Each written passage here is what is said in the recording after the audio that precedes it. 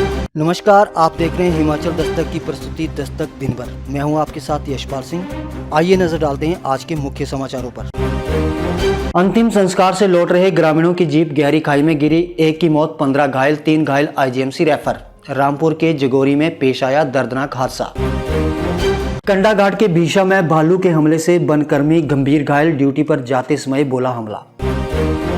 शहीद विवेक की मां बेहाल तो पत्नी गुमसुम, आर्मी के डॉक्टरों ने परिजनों के ब्लड सैंपल डीएनए मैच को भेजे दिल्ली। ऊना में गला रेतकर हत्या, रेल ट्रैक पर मिले शव का पोस्टमार्टम रिपोर्ट में खुलासा, 2 लोग हिरासत में। 19,000 मेधावियों को डेल कंपनी के मिलेंगे लैपटॉप, शिक्षा विभाग ने भेजा मामला, कैबिनेट की बैठक में मिलेगी मंजूरी। और अब समाचार विस्तार से। हिमाचल के शिमला में सड़क हादसे में एक बुजुर्ग की मौत हो गई, जबकि 15 लोग घायल हैं। शिमला के रामपुर में पुलिस थाना झाकड़ी के तहत 15-20 क्षेत्र की दुर्गम पंचायत जागोरी में ये दर्दनाक हादसा पेश आया है। बुधवार दोपहर को दाह संस्कार से लौट रहे लोगों की गाड़ी दुर्घटनाग्रस्त हो गई। इस हादसे में एक व्यक्ति की मौत हो गई, जबकि बोलेरो कैंपर में सवार अन्य 15 लोग घायल हैं। घायलों का उपचार रामपुर के खनेरी अस्पताल में चल रहा है। पुलिस ने इस संबंध में मामला दर्ज कर हादसे के कारणों की जांच शुरू कर दी है। पुलिस के मुताबिक बुधवार को दाह संस्कार करने के बाद ये लोग जीप में सवार होकर लौट रहे थे कि इसी बीच जगोरी से कुछ दूरी पर गाड़ी असंतुलित होकर सड़क से करीब 100 मीटर नीचे गहरी खाई में लुढ़क गई। हादसे में 69 वर्षीय कृष्णलाल निवासी क्योंवा रामपुर की मौके पर ही मौत हो गई, जबकि 15 अन्य लोगों को चोटें आई हैं। ताज़ा जानकारी के अनुसार घायलों में से 3 घायलों को खनेरी अस्पताल से आईजीएमसी के लिए रेफर कर दिया गया है। उपमंडल कंडाघाट की ग्राम पंचायत भीषा में वीरवार को भालू ने ड्यूटी पर जा रहे वन विभाग के कर्मचारी पर हमला बोल दिया और उसे गंभीर रूप से घायल कर दिया। जानकारी के मुताबिक टेहल का ज्ञानचंद वन विभाग की भीषा स्थित पौधे की नर्सरी में माली का काम करता है। वीरवार सुबह 10 बजे जब वह ड्यूटी पर जा रहा था तो भालू ने उस पर जानलेवा हमला कर दिया। चीखने चिल्लाने पर उसने किसी तरह से भालू से अपनी जान बचा ली। वहीं आसपास के लोगों को जब पता चला तो उन्होंने उसे गंभीर हालत में शोगी अस्पताल में पहुंचाया। प्राथमिक उपचार के बाद उसे आईजीएमसी शिमला के लिए रेफर कर दिया गया है।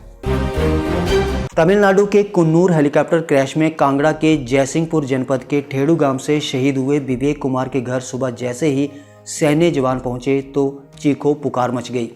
लाडले की शहादत से पूरे गांव में शोक की लहर है। बताते चलें कि वीरवार सुबह आर्मी कैंप होल्टा से आई डॉक्टरों की टीम ने विवेक के माता पिता, छोटे भाई और बहन के ब्लड सैंपल लिए हैं, जो डीएनए मैचिंग के लिए दिल्ली भेजे गए, जहां से डीएनए मैचिंग के बाद शहीद की पार्थिव देह दिल्ली से उनके पैतृक गाँव लाई जाएगी।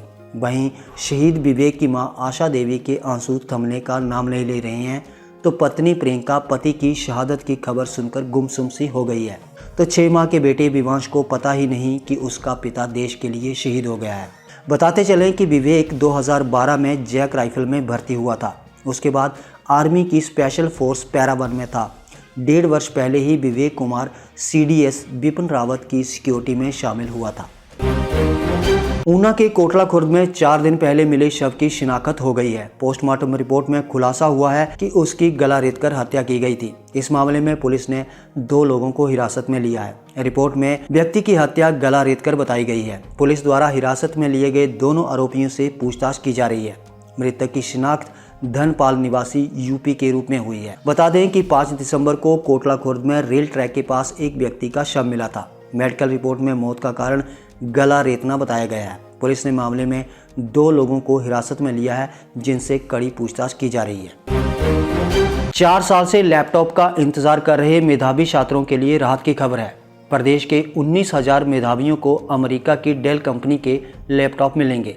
विभाग की माने तो इस कैबिनेट की बैठक में सरकार से मंजूरी मिलने के बाद लैपटॉप खरीद को पूरा किया जाएगा।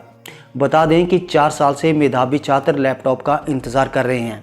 भाजपा सरकार में एक बार भी मेधावियों को लैपटॉप नहीं मिल पाए हैं। फिलहाल प्रदेश के मेधावी छात्रों को अब जल्द ही लैपटॉप मिलने के आसार लग रहे हैं। बताते चलें कि 2018 से अब तक छात्रों को लैपटॉप नहीं मिले हैं, लेकिन अगले साल छात्रों को लैपटॉप मिलने के आसार हैं।